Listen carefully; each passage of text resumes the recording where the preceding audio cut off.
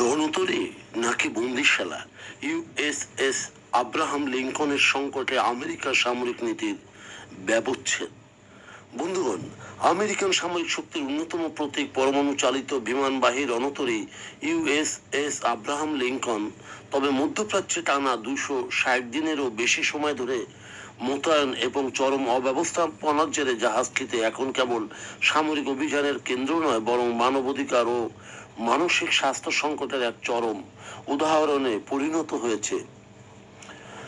2025 সালের নভেম্বরে রণতরীটি মধ্যপ্রাচ্যে পাঠায় মার্কিন প্রশাসন।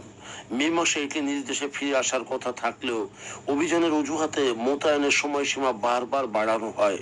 টানা 8 মাসেরও বেশি সময় পোর্ট কল বা বিরতিহীনভাবে সমুদ্রে কাটানোর ফলে জাহাজে থাকা প্রায় 5,000 নাবিক ও মেরিন সেনার জীবন চরম বিপর্যস্ত হয়ে পড়েছে। মার্কিন প্রতিরক্ষা খাতের মূলধারার সংবাদ মাধ্যমগুলোর প্রতিবেদনে উঠে এসেছে ভয়াবহ তথ্য। পানির তীব্র সংকট, স্যানিটেশনের অভাব, বাথরুমে ছত্রাক জমাসহ নিম্নমানের ও পচা খাবার সরবরাহের অভিযোগ উঠেছে। চরম শারীরিক ও মানসিক ক্লান্তির কারণে একাধিক নাবিক সমুদ্রে লাফ দিয়ে আত্মহত্যার চেষ্টা করেছেন।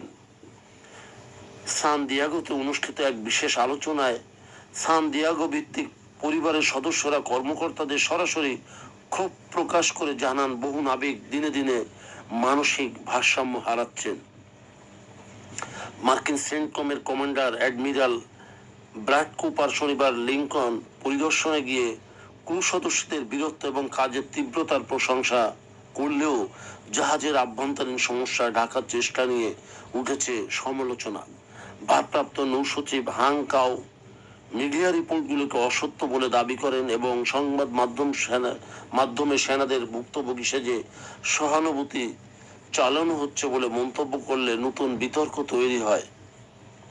অন্যদিকে সিনেটর রিচার্ড ব্লুমেন্থাল এবং রুবেন পালগোর মতো মার্কিন ডেমোক্র্যাট আইন প্রণেতারা এই ইস্যুতে দ্বিদলীয় তদন্তের দাবি জানিয়েছেন।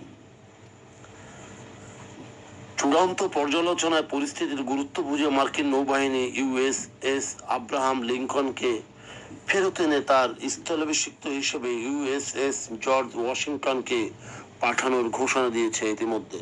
তবে লিঙ্কনের এই ঘটনা যুক্তরাষ্ট্রের বৈশ্বিক মোতায়েন নীতি এবং সেনাদের মানসিক স্বাস্থ্যের প্রতি প্রশাসনের উদাসীনতাকে আবারও কাঠগড়ায় দাঁড় করিয়েছে।